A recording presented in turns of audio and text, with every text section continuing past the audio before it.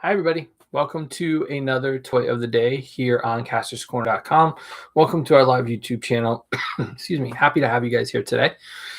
So what's going on? Well, first of all, go to CastorsCorner.com for a full gallery close-up look of all these figures.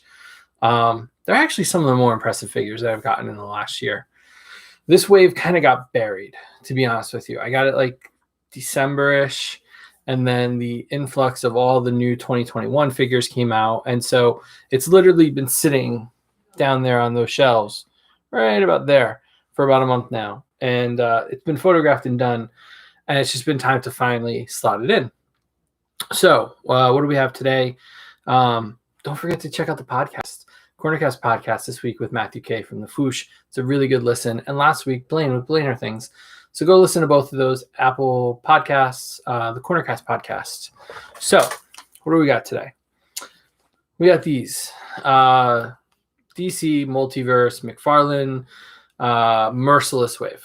And so these kind of hit around Christmas time. Targets mostly. Some Walmart's got them. And then online retailers. So we got ours from Amazon.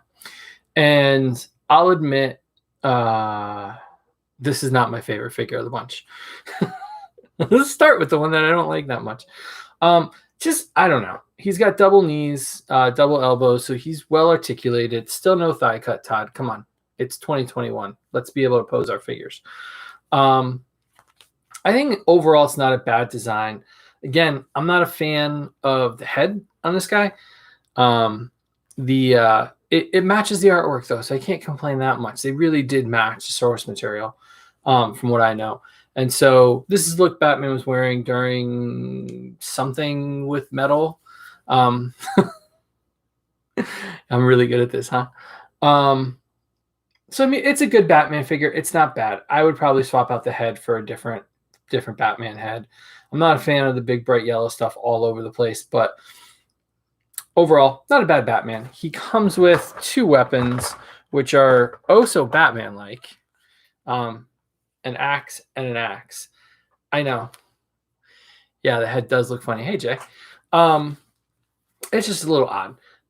Very Batman-esque weapons, right? These will fit in the utility belt. But again, it's part of that metal storyline, something Dark Universe.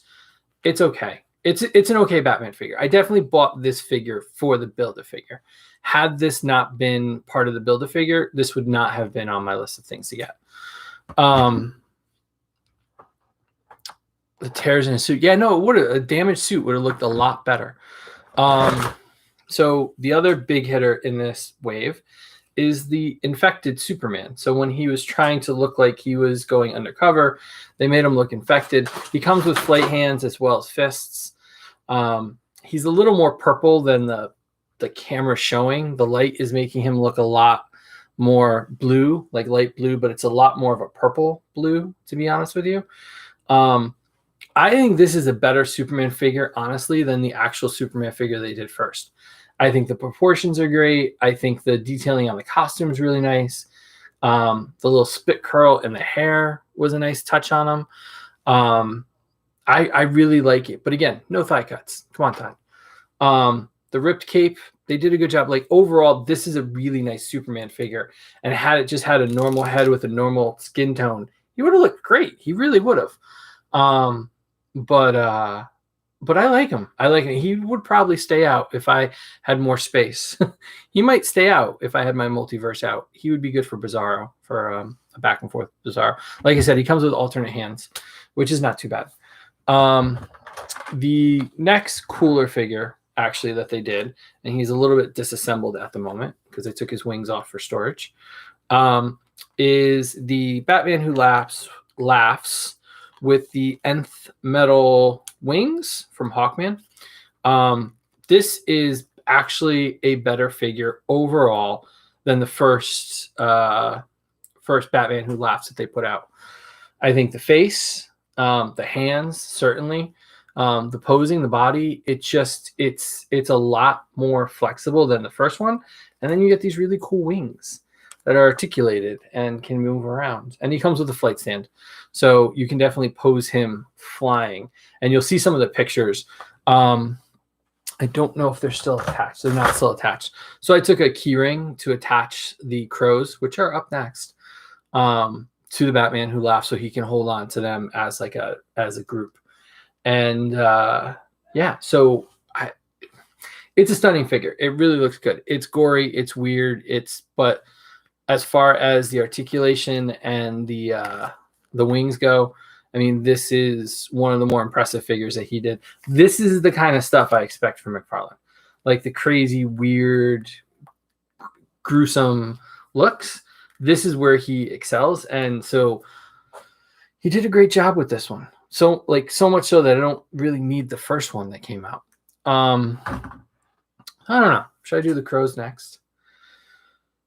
Well, so we'll leave the frustrating one to the end. So the real reason I got this was because I wanted to complete the Dark Universe Justice League.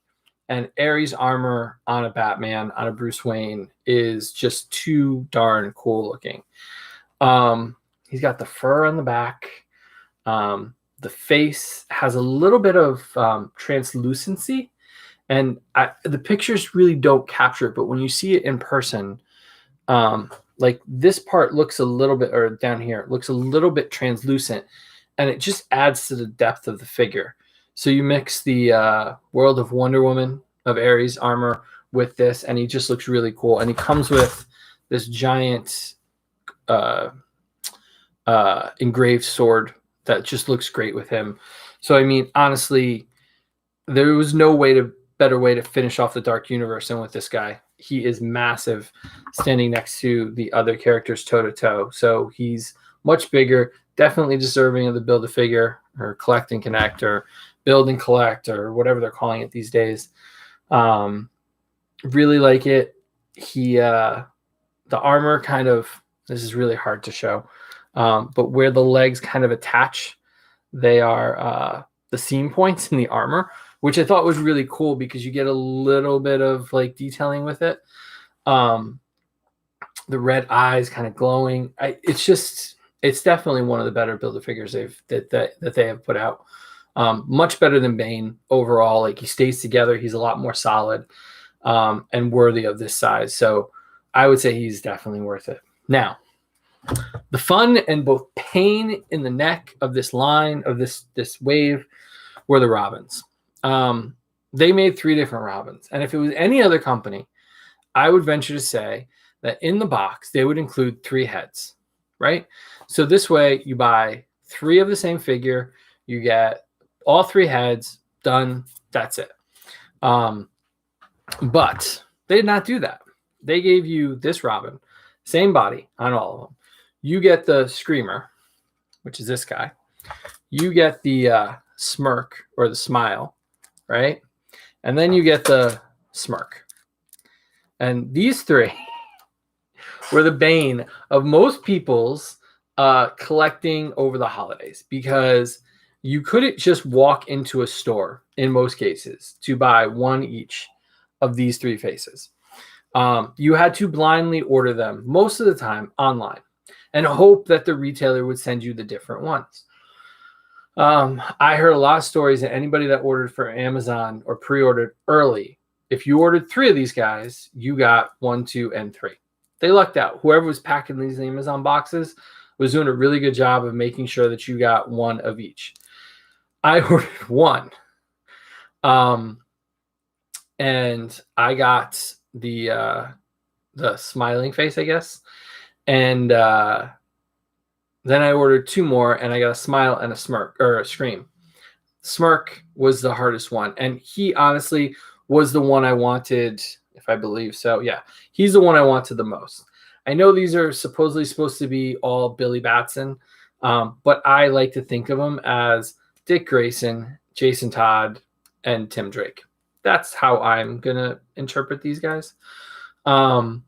I think they're some of the coolest, creepiest figures I own in my collection, and I own some horror figures. He did a really good job with that.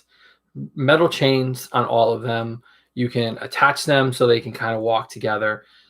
Now, here's where they fall apart a little bit. So the tunic is a separate piece. So you can move the figure under the tunic, but it's not easy to do. And I worry long-term that soft rubber tunic, what's going to happen to it. Okay, so that's number one. Number two, the shorts are not painted on. They are actual scaled shorts. Now, what that does is it really limits any kind of hip movement.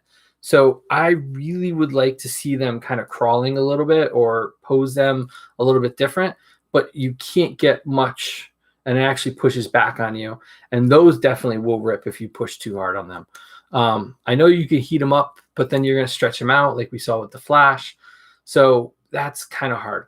You can get some really fun poses with the neck and the arms and kind of have them kind of sort of weirdly posed. And I've seen some people do some really good stuff with them, but because I'm a little bit of a purist and a little bit obsessive about these, I don't really want them to break. So my posing is going to be a little more vanilla, a little more limited. The zombie look on these guys is just really cool. I mean, this captures my favorite look of Robin. This is the Dick Grayson Robin costume, and there really is nothing better. I've seen people army build a dozen of these guys. I'm happy with the three unique looks. I think that's really good. If they did more, I would have bought more. Don't get me wrong. But because they only did 3, I only got 3. And I lucked out. I was able to find a group online because I had 2 of the Smiles. He had 2 of the Smirks. We traded 1-1, and we actually just opened the box and just shipped the figure to each other, which was nice. I didn't have to ship the whole box and everything. But now I've got 2 Merciless torsos that I don't really need.